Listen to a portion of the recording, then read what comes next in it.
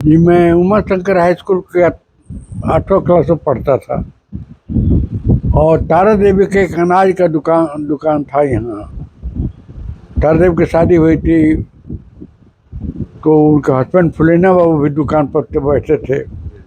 तो तारा देवी, फुलेना बाबू, मैं, हम लोग विश्वामित्र अखबार के जरिए कुछ राजनीतिक, थोड़ा थोड़ा राजनीति के साथ घुल मिल गए। तो एक दिन तय हुआ कि थाना पर तिरंगा फहराया जाए। तो थाना पर हम लोग गए तो वो मोहम्मदन दरोगा थे। उन्होंने कहा कि आप लोग जाइए स्टेशन पर झंडा फहराइए, तब तक हम लोग सिवान चले जाते हैं, तब आके थाना पर फहराइएगा। हम लोग गए स्टेशन पर, तो हम लोग के साथ जो लोग थे वो लोग माल गोदाम में अनाज था, अनाज उठाने में लग गए और उन्हें आते समय संख्या हो गई कम। और दरोगा जी जो कहे थे कि हम चले जाएंगे सिवान, वो बंदूक लेकर खड़ा हो गए थाना के सामने और हम लोग बहुत कम थे। तो डर लगा, मैं पीपल के पेड़ के पीछे जाकर छिप गया। लेकिन तारा देवी ने कहा कि नहीं नहीं आगे बढ़ो। तो फुलेना बाबू उनके साथ थे। फुलेना बाबू आगे बढ़े, बस गोली उनको लगी, 7 गोली उनके शरीर में लगी और वो वहीं गिर गए। तो हमारे गांव के देवशरण बाबू गए उनको उठाने के लिए, उनको भी गोली लगी और वो भी वहीं गिर गए। तो उनको लोग उठा करके सिवान ले जा रहे थे, रास्ते में वो शहीद हो गए।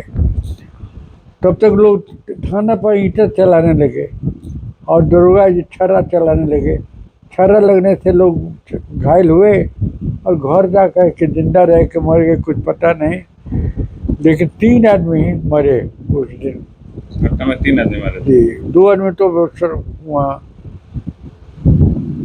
थाना के सामने देवशरण बाबू, फुलेना बाबू, और एक आदमी जाकर घर जाकर मर गया। बाबू थे और उनका संबंध था राजेंद्र बाबू के साथ। तो महामाया बाबू जमींदार परिवार से आते थे, इसलिए रुपये पैसे वाले थे। तो मौनी बहत्तर राजेंद्र बाबू और महामाया बाबू की मीटिंग हुआ करते थे और वही राजनीतिक शुरुआत वहीं से हुई। शुरुआत करने वाले महामाया बाबू थे। महामाया बाबू राजेंद्र बाबू का संबंध था। दोनों आदमी मौनी बहत्तर मीटिंग करते थे, हम लोग उस मीटिंग में जाते थे और मीटिंग की बात सुन करके राजनीति में आ गए। पिता थे गाड़ीवान थे, गाड़ी चलाते थे, उससे जो आमदनी होती थी उससे परिवार का खर्च चलता था। और मैं उमा शंकर हाई स्कूल में पढ़ता था और आता था तो भैंस चराता था और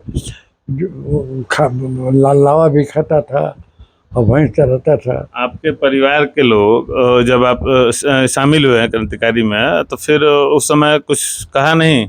जी ना, हमारे परिवार में कोई था ही नहीं। मेरे पिताजी थे गाड़ीवान, पढ़े लिखे नहीं थे, उनको ये सब मालूम नहीं था, लेकिन बुरा मानते थे।